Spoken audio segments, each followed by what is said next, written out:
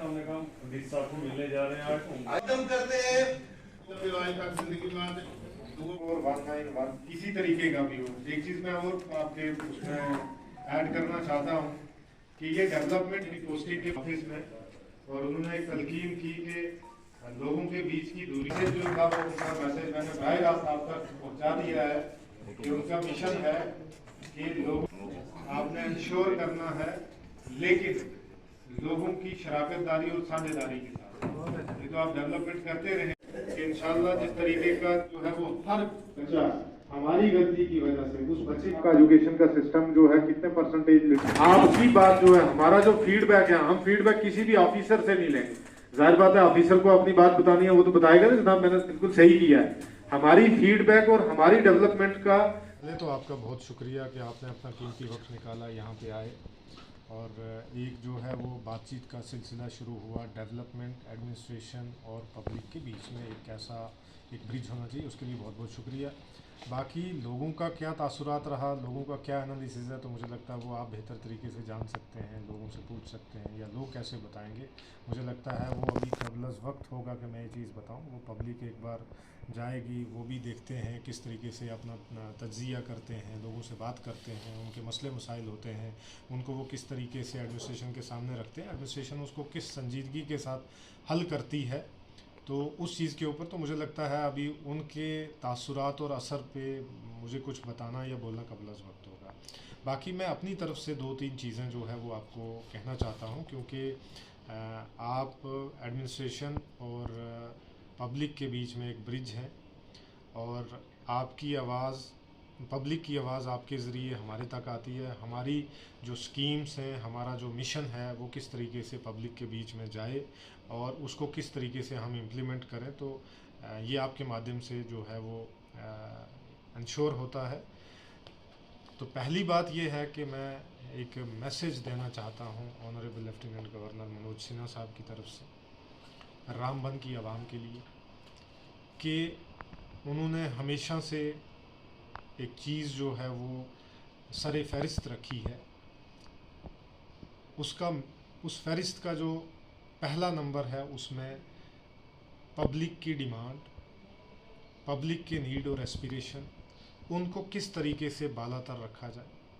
और एडमिनिस्ट्रेशन का मूल मंत्र भी यही है, जो उन्होंने बताया भी है, जो उनके एडमिनिस्ट्रेशन में दिखता भी है और जिसको हम यहाँ पे इम्प्लीमेंट भी करेंगे, कि किस तरीके से लोगों की डिमांड्स, नीड्स, एस्पिरेशन, मसले मसाइल को सुना जाए, सुनने के साथ साथ उसको हल किया जाए और जितने भी जायज़ जेन्युइन मुतालबात हैं, मसले मसाइल हैं, इश्यूज़ हैं, उनको जो है वो हल किया जाए लोगों की बेहतरी के लिए। दूसरा पॉइंट ये कि जितनी भी हमारी सेंट्रली स्पॉन्सर्ड स्कीम है जो honourable prime minister of India ने लॉन्च की है, उनको किस तरीके से हर गरीब आदमी तक पहुंचाया जाए।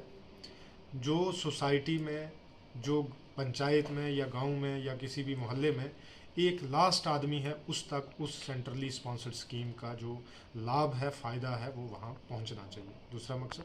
तीसरा मकसद ये है कि मैंने जैसे ट्यूसडे यानी मंगलवार को और थर्सडे यानी वीरवार को सुबह 11:30 से 2:30 बजे जो है पब्लिक मुलाकात का टाइम रखा। ये टाइम फ़िक्स है। पब्लिक से तो मैं आनंद फानंद कभी भी मिलता रहूँगा, उनके उसमें जाता रहूँगा, लेकिन ये टाइम मैंने अपने ऑफिस में फ़िक्स किया है।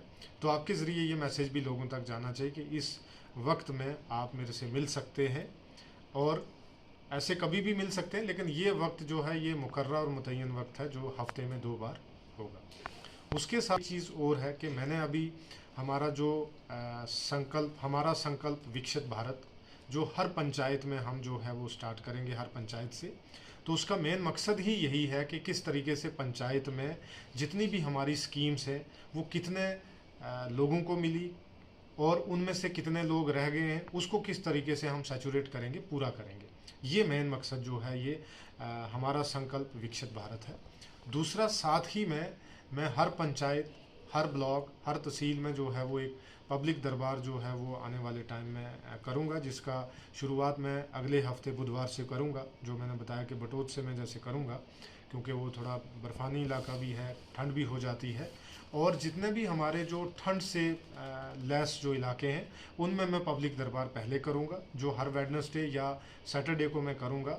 और मैंने एक लक्ष्य भी रखा है कि मैं हर पंचायत में कोशिश करूंगा कि मैं एक नाइट स्टे जो है वो पंचायत में करूं, ताकि लोगों के मसले मसाइल को सुनूं भी और उनको हल करने की कोशिश करूं, और अलॉन्ग विद माय टीम।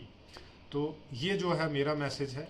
और इसके साथ साथ एक और बड़ा मैसेज है जो मैं आपके ज़रिए पब्लिक तक, नौजवानों तक देना चाहता हूँ, ख़ासकर यहाँ के नौजवानों को, कि ये रामबन आपका है, ये राम की नगरी आपकी है, किसी दूसरे की नहीं है।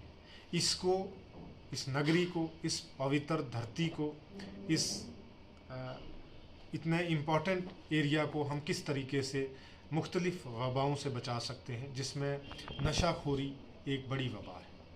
इससे हम किस तरीके से हर पंचायत में हर नौजवान को इस चुंगल से निकालें और निकाल कर उसको भी समाज के डेवलपमेंट का हिस्सा बनाएं, ताकि आने वाले टाइम में वो भी ये चीज़ डिसाइड कर सके कि हमारा समाज, सोसाइटी कैसी होनी चाहिए।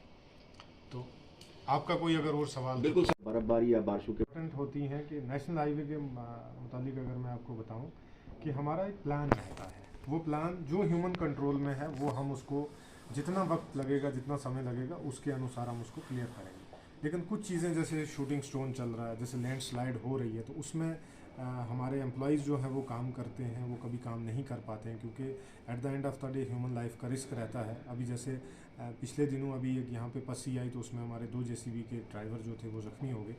तो इन चीज़ों को मद्देनज़र रखते हुए बाकी पब्लिक के लिए, और हमारा इंश्योर है कि जितना टाइम कहीं पे भी कभी लैंडस्लाइड आ जाए या शूटिंग स्टोन्स जो हैं वो आते हैं, जितना उनको क्लियर करने में टाइम लगेगा, बस इतना ही टाइम लगेगा। आप पर हमारे लेक्चरर है ही नहीं, यानी 270 में से महज 90 या 95 लेक्चरर इस वक्त मौजूद हैं।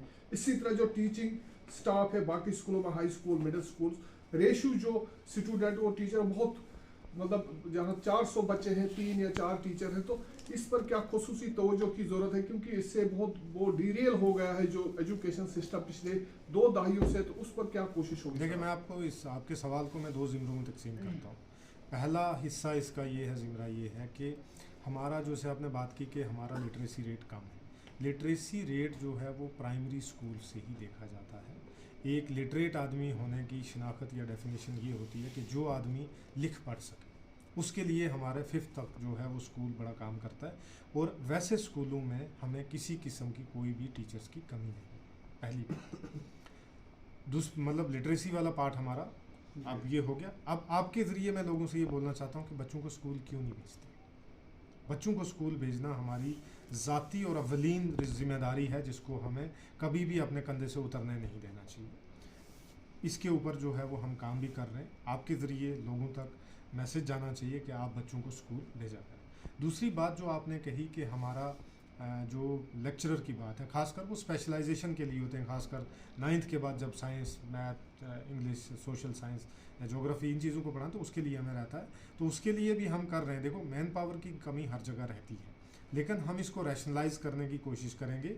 और इस बार हमने ठाना है कि हम जो 4-5 इलाके हमारे बड़े इम्पॉर्टेंट हैं, उसके हिसाब से हम विंटर क्लासेस लगाएंगे उनकी, और उसमें हम इंश्योर करेंगे कि उन बच्चों को जो है वो सिलेबस के मुताबिक जो है वो स्पेशलाइज्ड टीचर जो है वो उनको पढ़ाएं। जैसे बनिहाल में रहेगा, गूल में रहेगा, बटोत में रहेगा, मेन जो हमारा रामबन है उसमें रहेगा, या कोई और प्लेस है जो बड़ी चैलेंजिंग है हमारे लिए उसमें, तो इसके ऊपर भी जो विंटर में हम स्पेशल क्लासेस लगवा के उन बच्चों को जो है हम ज़्यादा से ज़्यादा फ़ायदा देंगे। और उसमें हम इंश्योर करेंगे कि रामबन में एक सेंटर ऐसा भी बनाएं ताकि जिसमें हम नीट या JEE मेंस की कोचिंग जो है वो बच्चों को दिलवा सकें। सर, आपका कंट्रोल रूम हमारा जो था वो हमेशा, हम जब कोई इमरजेंसी या डिज़ास्टर होता था तब उसको हम ऑपरेट करते थे।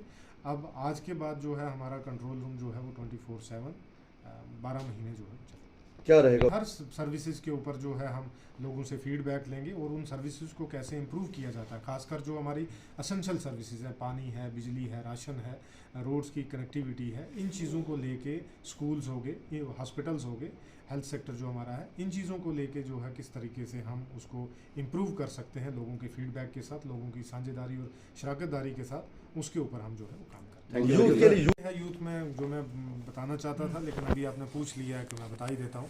यूथ के लिए जैसे आज हमने सीनियर सिटीज़न और सिविल सोसाइटी की जो एक कॉन्फ्रेंस हमने यहाँ पे की है, हम आने वाले टाइम में एक यूथ की कॉन्फ्रेंस, यूथ कन्क्लेव करना चाहते हैं, जिसमें पूरे डिस्ट्रिक्ट के यूथ्स को जो है वो बुलाया जाएगा, खासकर जो हमारे यूथ क्लब्स हैं उनको बुलाया जाएगा।